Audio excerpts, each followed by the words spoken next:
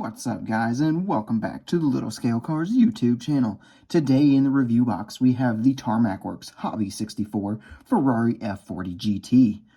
This was new for 2023. This was, I believe, the second or first Deco, doesn't really matter, that was released for the casting. So buckle your seatbelts and let's take a closer look at this release and see if it is worth adding to your collection. So as always, let's go ahead and get started with our casting.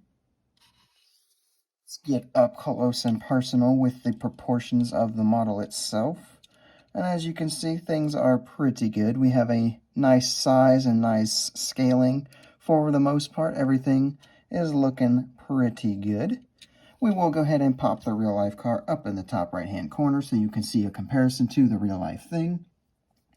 And then we'll kind of break down and deconstruct the casting itself here. So, the majority of our model here is metal. We do have a few things plastic. This little bit here is plastic on the wing. You can see as it is a separate piece that mine is actually sticking up ever so slightly. And then in addition to that, your plastic bits are your mirrors, which is pretty obvious. Any kind of little inserts, like for your lights and stuff like that. And then your windshield and all that, obviously.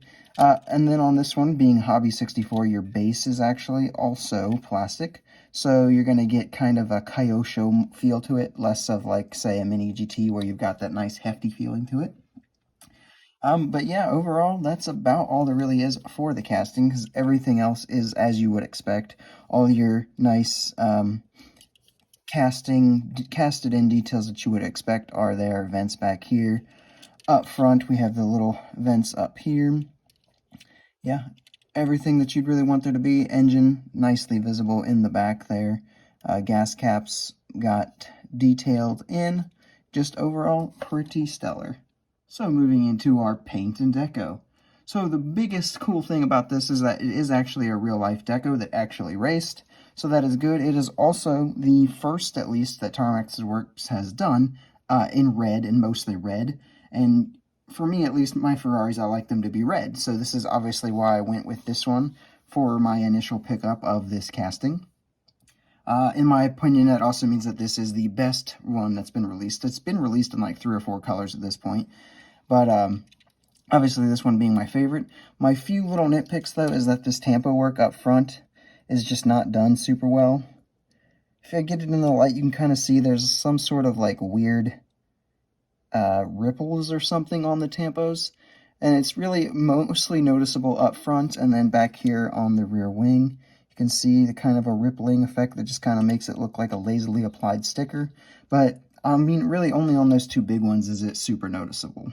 Moving into our details category, we actually have quite a bit that we haven't talked about. So our grills up front actually do have some meshing behind them, which you can't hardly see it, but it is there. You can hear it. It looks good. Our headlights are little plastic inserts, and they do look quite nice. There's even some detailing behind the actual plastic bit themselves. Moving down the sides here, you will see that our wheels, they have the little calipers and rotors behind them, so that looks really, really nice. They even know if it is hard to tell. The wheels themselves are actually nicely detailed. There's even some sort of like little logos or stickers on them. The side windows here got a little extra detailing that you would expect on the race car to have. Gas caps up here got little tampos on them, which looks good. Moving to the back, we do get nice plastic inserts for our taillights, and then all this obviously meshed in plastic. We do have exhaust here, however that exhaust is just a tampo. It's not like molded into the casting itself so much, so that's a little bit weird. And then just engine detail, which we've kind of gone over already. Looks good back there. Interior itself, while hard to see, is actually pretty nicely detailed as well. So overall, the details department is pretty good. For our roll test, this is a Tarmac Works Hobby 64, which are not known to be good rollers. And this one actually is the best rolling Hobby 64 that I've ever seen, and it rolls fairly well. I went ahead and put it on the scale, and it came out to be 27.97 grams, so it is pretty lightweight, but it's also a pretty small casting in general. Moving into pros and cons, starting off with our pros. The first big pro is the sizing and the proportions and the scaling of this one. So it actually is really nice. This is the first F40 in my collection that's actually true 1/64 scale. Everything else I have is either Hot Wheels or Matchbox, and it's, you know, a little bit oversized. So it's really cool to actually have one that's a good size now, even if it is a race car and not a true F40 street car. And the other big pro is I believe this is the first F40 GT casting that's ever been done in 1/64th. Go ahead and correct me in the comments if I'm totally off base and Kyosho or IXO or somebody else has done one in the past and I just never knew about it. But if you want an F40 GT, which is ever so slightly different from the actual street legal F40s, then yeah, this is your first option to ever have it in 1/64th. And getting into the cons. So this model goes for $25. And then usually if you're buying it online, there's going to be shipping on top of that. And that is just a little bit too much in my opinion. If you can find it at a hobby dealer for $25 without shipping, perfect. Definitely go that way. But a lot of people don't have hobby dealers near them that carry Tarmac. And so yeah, for $25, it's just a little bit overpriced.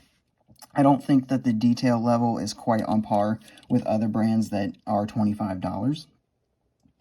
The other big con, sorry, that I'm going to give it is that this tampo work is not good. It really should not be that kind of crusty looking. Those two in general are the big ones, but then also here in the back, this exhaust, that shouldn't have been a tampo at all. So that more goes into the just not quite $25 price point for this model. For some quick size comparisons, here we have it with some other Ferrari models you might have in your collection, with the Ferrari FXXK from Kyosho and the Ferrari F50 convertible from Hot Wheels.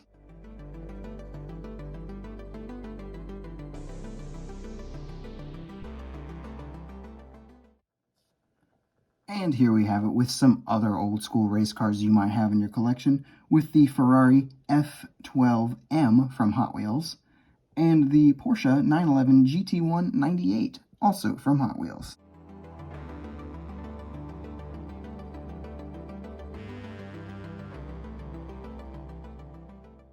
So with all of that fun stuff out of the way, it is now time to give it my final score.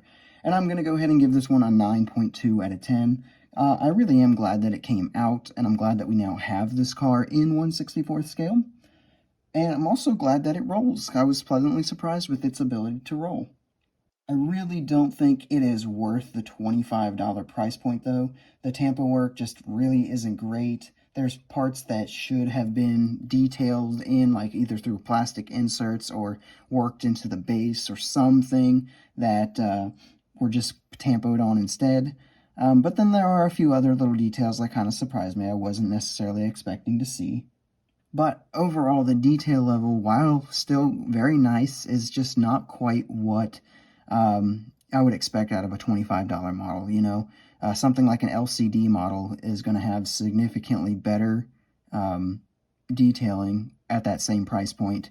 And so, yeah, not the greatest, but I imagine the Ferrari license was probably kind of expensive, and that probably plays into it a little bit. So it's still a very solid release, and I still really do enjoy it. However, for the price that it is, I can only really highly recommend it if you are just a huge Ferrari fan like myself. Otherwise, I would say maybe check your local hobby dealers, check online, and see if maybe you can get one on either a website's clearance sale or like with a coupon code or something like that to bring the price down ever so slightly to really make it worth it. But overall, still not too shabby, so that's why it is going to get a 9.2. And with that, that is all I have for this review, guys. I hope you enjoyed it. If you did, make sure you hit the subscribe button and like this video as well. Those both really help me out. Go ahead and leave a comment down below telling me what your thoughts are on this particular model, and I will see you in the next video.